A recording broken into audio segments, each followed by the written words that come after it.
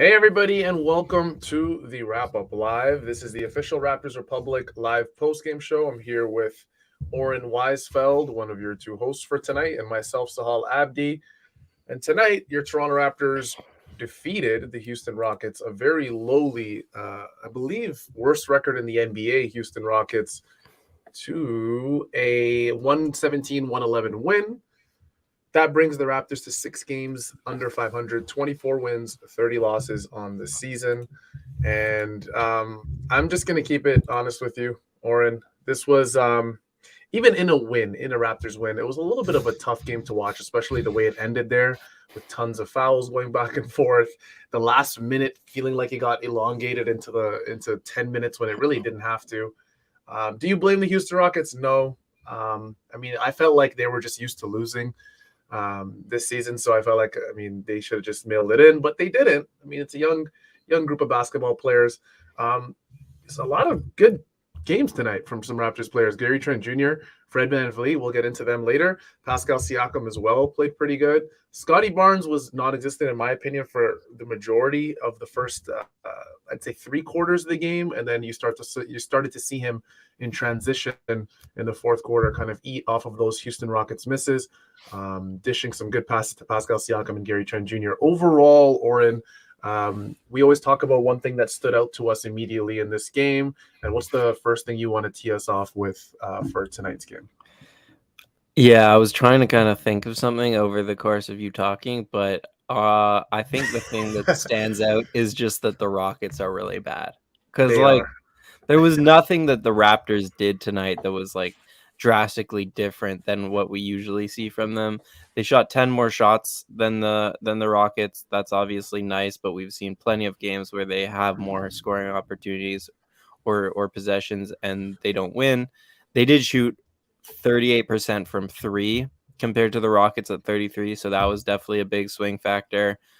But no, there wasn't anything that the Raptors really did that was on another level compared to how they usually play. I think they just kind of played so kind of average tonight, and the Rockets are a really bad team, missing Jalen Green. Not a whole lot you can take from tonight. I don't expect this podcast to go too long, but we'll try to make it as interesting as we possibly can. Definitely some good individual performances, some other maybe concerning ones I kind of want to get into as well from the Raptors. But yeah, there's not too much you can take from this one. Did you have anything?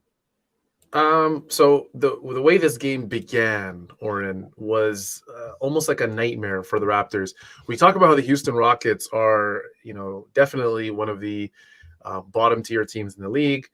I believe they walked into this game with the worst record in the NBA, and it's not surprising. They're going into this game particularly without their, best player.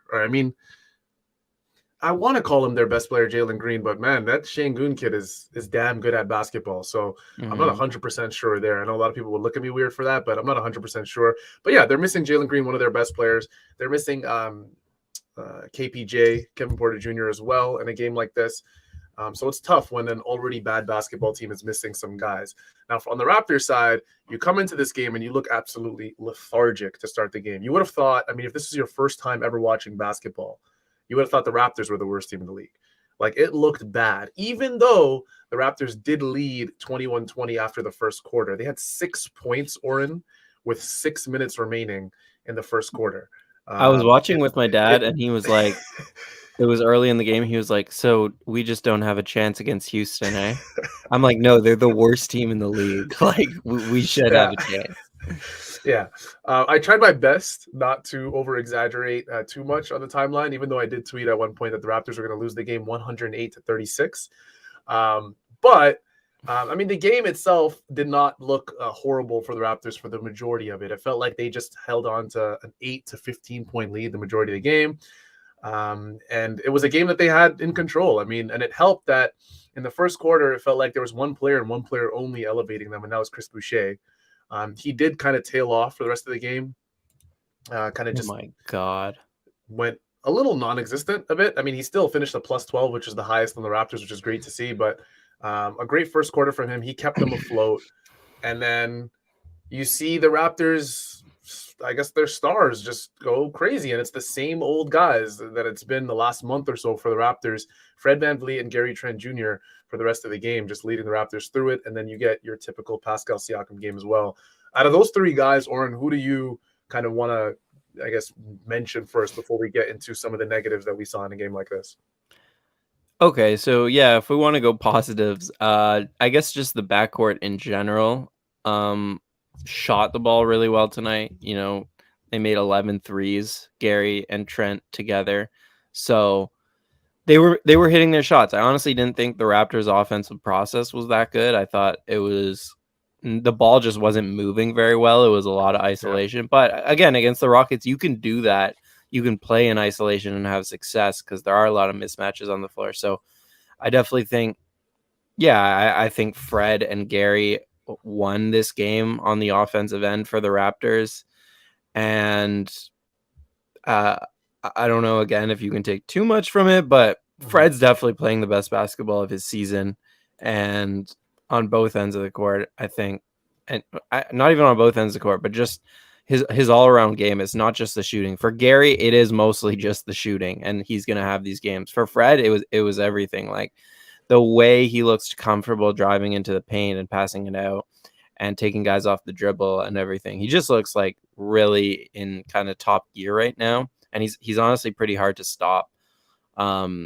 So the backcourt was definitely the positive for me tonight.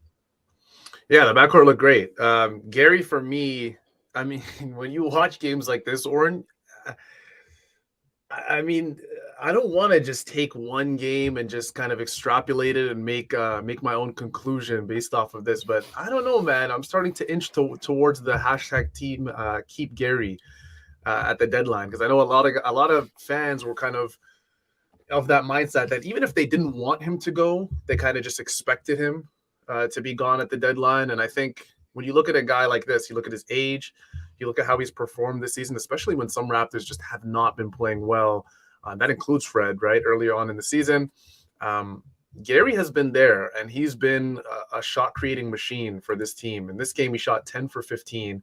Looked like he couldn't miss. Some of these were tough shots. Some of them were good, really good rhythm shots that you hope Gary Trent continues to find and make in a game like this. And again, we're not going to take too much away. We're going to keep giving you that disclaimer. We're not going to take too much away from a Houston Rockets win, but you got to give credit where credit is due in a game like this. This is still an NBA team, right? So Gary Trent Jr. Barely. 10 for 15. Yeah, barely. Average age of 14.2. No, Gary Trent Jr. 29 points. What's their average dribble per touch? Like, how much does a guy dribble before he gets off the ball on the Rockets? It has to be the highest in the league. It's I watched that team, and it's tough. I don't know. It's almost like this is what tank culture. I feel like this is what you don't. This is the bad side of tank culture, is what I want to say. Yeah, for sure. This is this is what a lot of people love doing in video games. You just bring in a lot of 19, 20, 21, 22, 23-year-olds into one roster and just hoping that, eventually you could put it all together. But really, it still looks like the Rockets are years and years away from truly contending. It's tough. It's really tough for a team like this, because how do free agents, for example, look at a team like this, Oren, and just make a decision like, hey, I want to come here and I want to turn things around? Like, no free agent is really going to want to do that. You're going to have to find a real difference maker in the draft. And I think they're hoping that Jalen Green and Jabari Smith Jr. can be those guys. And I think they're hoping to get Wembanyama too. That would as well, them. But yeah, this is what some Raptors fans want. This is the tank. This is not that different from what a Scotty Barnes-led team would look like. Like, Scotty, again, he's better than Jalen Green, but still, for his age, like, young guys running the team, that's probably what it's going to look like if you want to really blow it up at the deadline. This is why I think it was very important for Raptors fans who have been team trade everyone, not named Scotty Barnes, for them to watch a game like this and see that this is not necessarily, tanking is not necessarily a guaranteed thing in the NBA. It's definitely not. Statistics in the last 10, 15 years will tell you tanking usually actually doesn't work, right? You usually have to get off a trade that's a complete anomaly or a signing or something of some sort to really bring things together.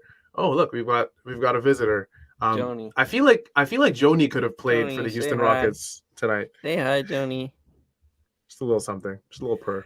Yeah, she could drop like a cool 12. No. I feel like on the Rockets. Yeah. On the Rockets, definitely Sengun impressed me tonight.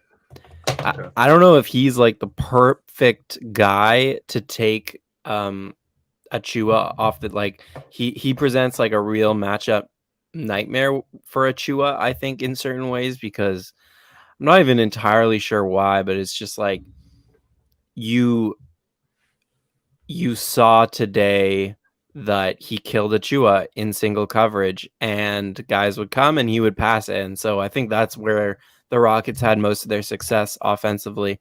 Maybe it's just that like Precious really like is strong and physical and he moves well, but as a post defender, like you just kind of need, I think, years in the league to figure out some of the tricks of the trade and like the footwork in there and stuff like that. And I think, yeah, again, Sengun really gave him some problems tonight. He also Sengun also has the height advantage, right? I think Sengun's. I just have to double check sure. right there. He's 6'11", which is interesting to me. 6'8", right?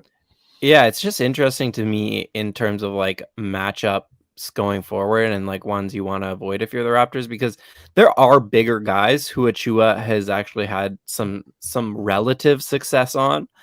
Like even a guy like Embiid, who obviously would give you more than like Sengun gave you in terms of like points or whatever, but like relative to his averages, I actually think Achua holds up pretty well against a guy like Embiid, who's bigger, stronger, but more of like a strength creator rather than Sengun, who's like a skill guy and a finesse guy.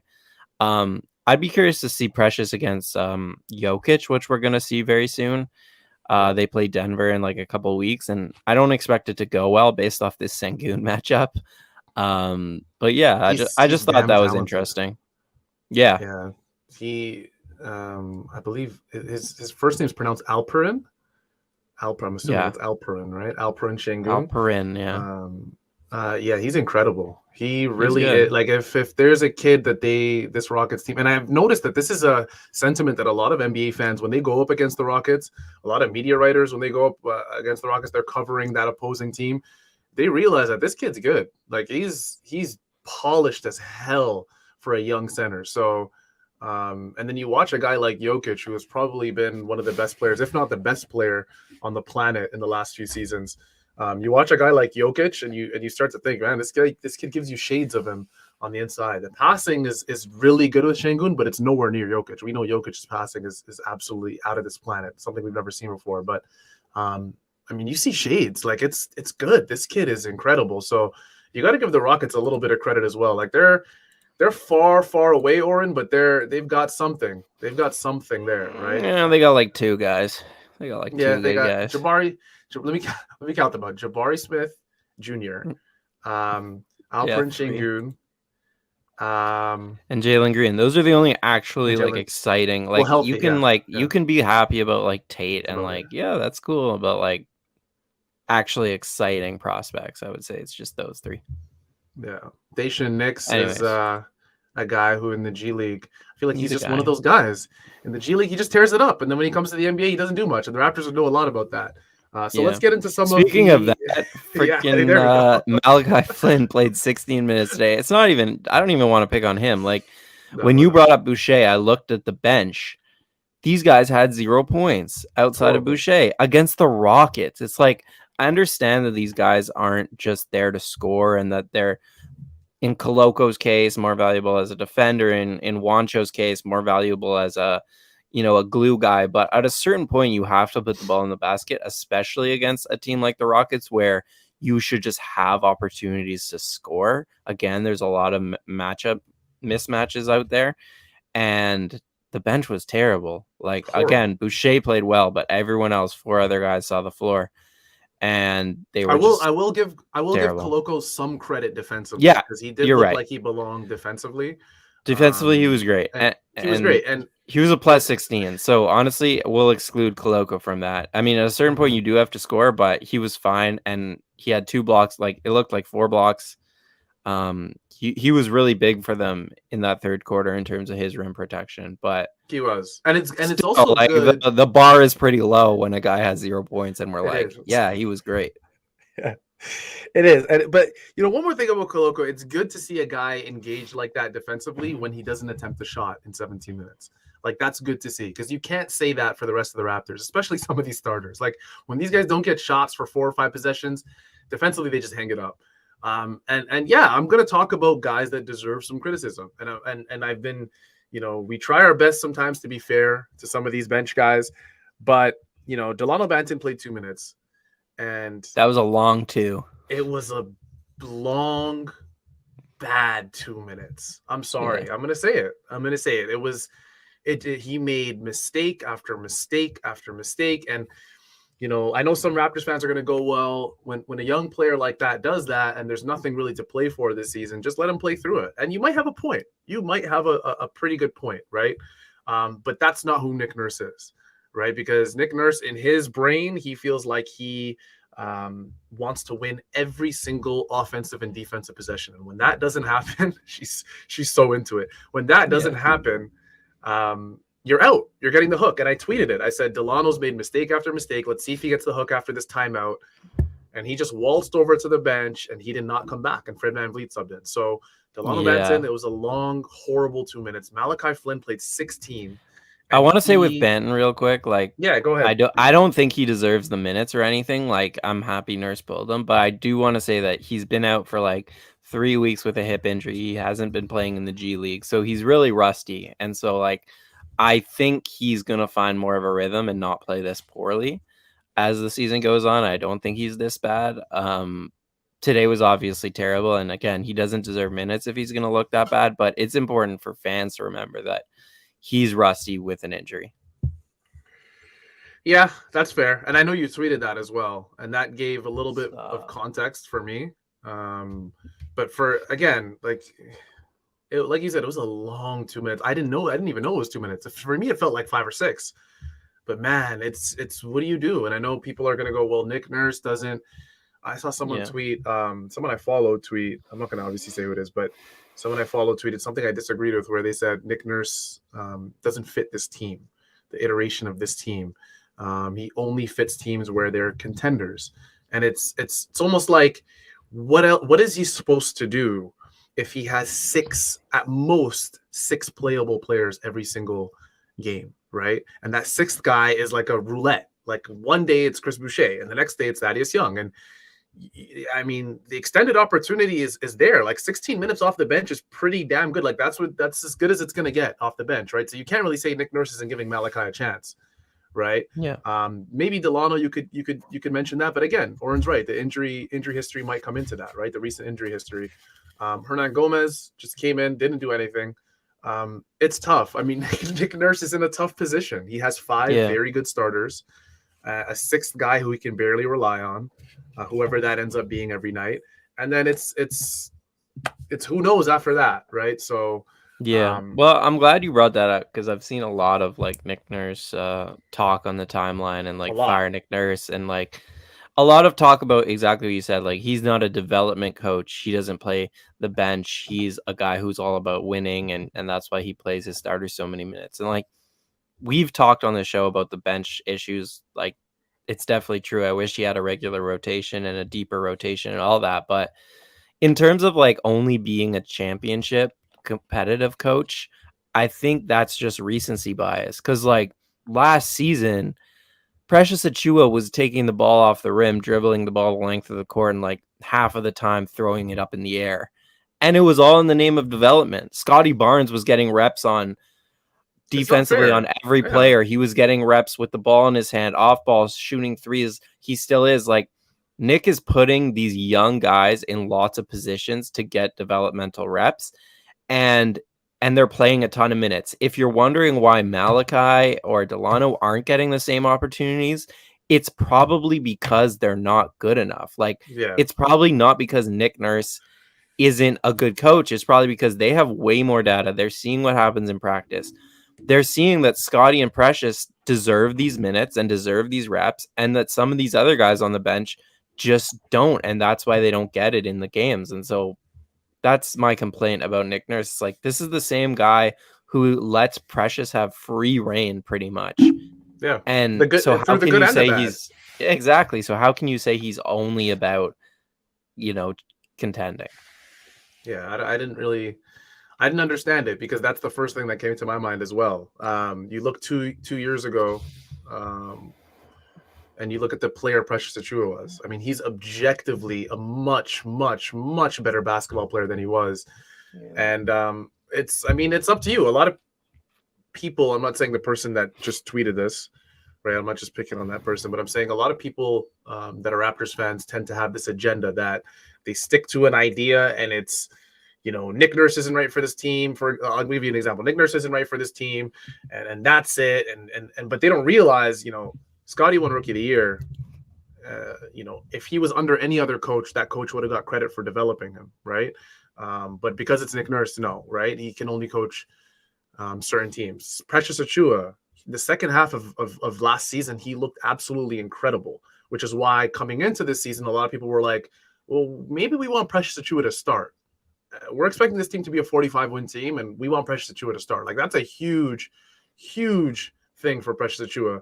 And then you look at the rest of the team, guys like Pascal Siakam, there's a lot of guys who have developed under Nick Nurse, right? So I don't understand where that's a good point. Like, he was the guy who unlocked him in the bench mob and gave Pascal more freedom.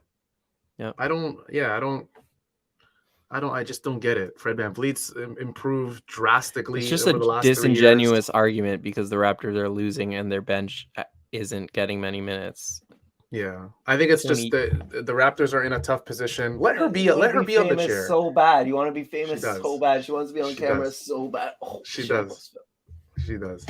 This girl wants to be on camera so bad. Look, there you are. It's the light. You're on TV. There we go. All right. Welcome to television. All right, get out. And there's the tail. Where was I? Yeah, I think it's a very disingenuous take, and I know a lot of Raptors fans. I don't want to say a lot, but there's a minority kind of group of Raptors fans who feel that way, that Nick Nurse deserves that type of criticism, which I think is unfair. Does he deserve some criticism this season? Absolutely, right? You can't coach a team that's 6 games now under 500 and not, avoid all types of criticism. You can't.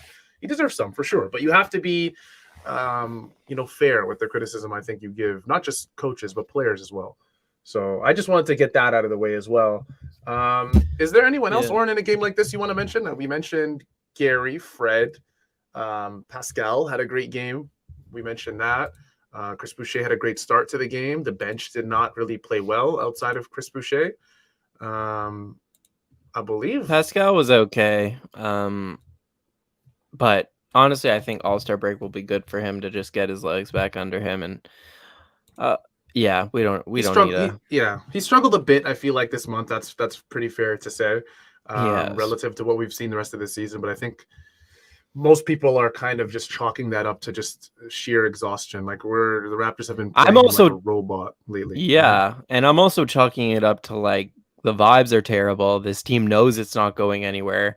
The trade, they're in rumors every day, even if Pascal's not, like his teammates are. And it's pretty clear that the Raptors are going to be sellers at the deadline. So, that stuff wears on a human.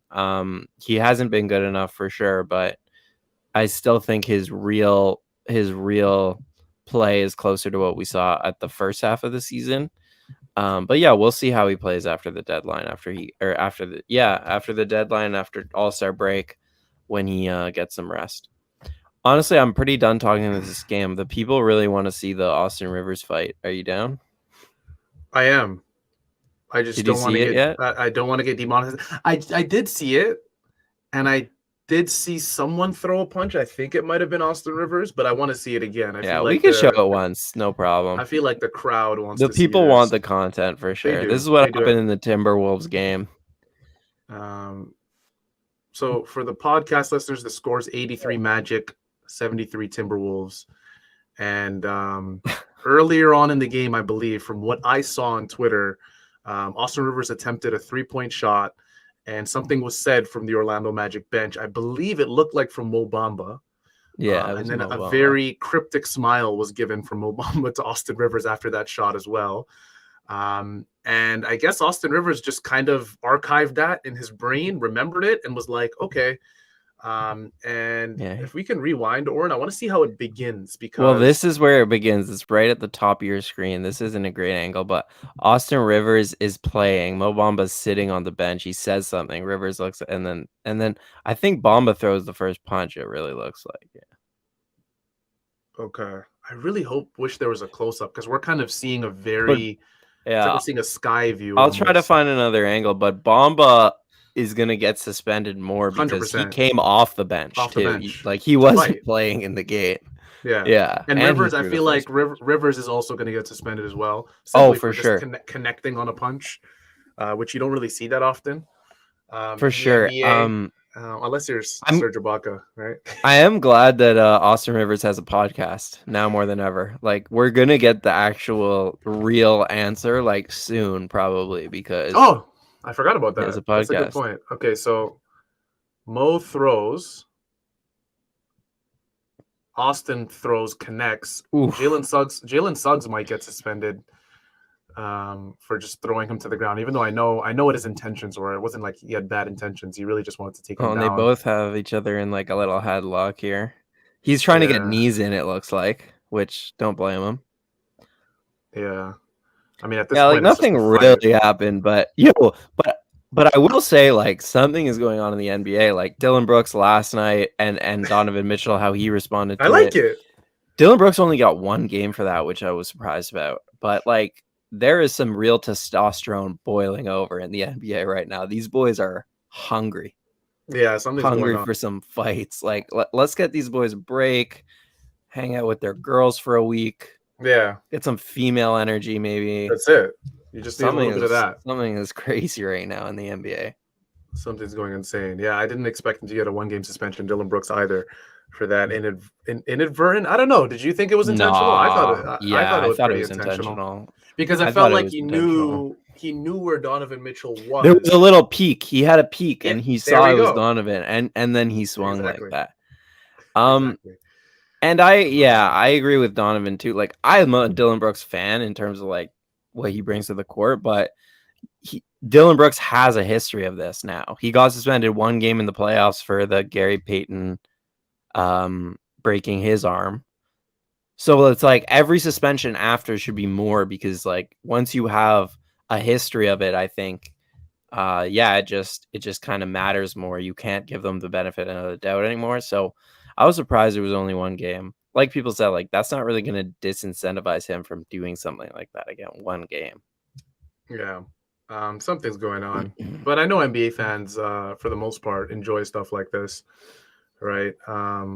It's always good to see high-powered offense here and there, but when you get a little scuffle in between, I mean, hey, it is what it is, right? Sometimes I wish the Raptors fought. I'm like, man, I wish they just showed some heart sometimes. Just a little bit. Yeah, like, but like, I mean, legally, like, actually, like, got mad about something and like, 100%. Push someone around or something. Like nothing. I mean, hey, Ibaka asked for a trade, did he not? Right, so bring the boy home. Oh, and, yeah, Serge, maybe write something in his contract where he has to throw another one. Maybe not to Marquise Chris this time, but someone else. That'd be good. Good vibes. Yeah. Let's go all in on vibes for the rest of the season because the tank is in. The tank is That's absolutely in. Yeah. Tank is absolutely in. We're going to end it off there. Yeah. We appreciate everybody for watching on a Friday night. I mean, you are an absolute true Raptors fan. If on a Friday night you were watching your I usually say the lowly Houston Rockets, your lowly Toronto Raptors, because that's what they are this season. And the lowly Houston Rockets go up against each other on a Friday night exhibition game. This was fun. The Raptors did come out with a win, 117-111. That brings the Raptors record to 24 wins, 30 losses on the season. That was it for myself. So I'll just say sorry real quick. Tax man of the night. We're giving it to Gary Trent Jr. 5 of 9 from 3, 10 of 15. Extremely efficient night for 29 points. Yeah. Gary Trent Jr. is the tax man of the night. Go to canamtax.com or call the number at the top of the screen because tax season is right around the corner here in Ontario, at least. And They're going to do a great job for you if you just give them a call, trust them, and they'll get some money back for you. Canam Tax. All right, let's go. Thank you for adding that. We'll see you guys all on Sunday night versus the Memphis Grizzlies, who are a very, very good basketball team. It's going to be a little bit of a contrast going up against the Rockets and then the Grizzlies. What are you going to say, Rory? They'll be without Dylan Brooks, though. That's the game he's suspended for. Yeah. And for suspensions, Warren, really quick, are you able to show up to the game in plain clothes? That's a good question. I don't think so. Okay. Yeah, because he I does don't have see some guys Canada on the basketball bench friends. like that. Yeah, we'll see you guys all Sunday night versus the Memphis Grizzlies. We enjoyed you guys spending time with us. Enjoy the win. Hopefully we can say that a lot more times this season. We'll see you all next time on Wrap Up Live. Myself, Sahal Abdi, and Oren Weisfeld. Take care, have fun, and enjoy your weekend.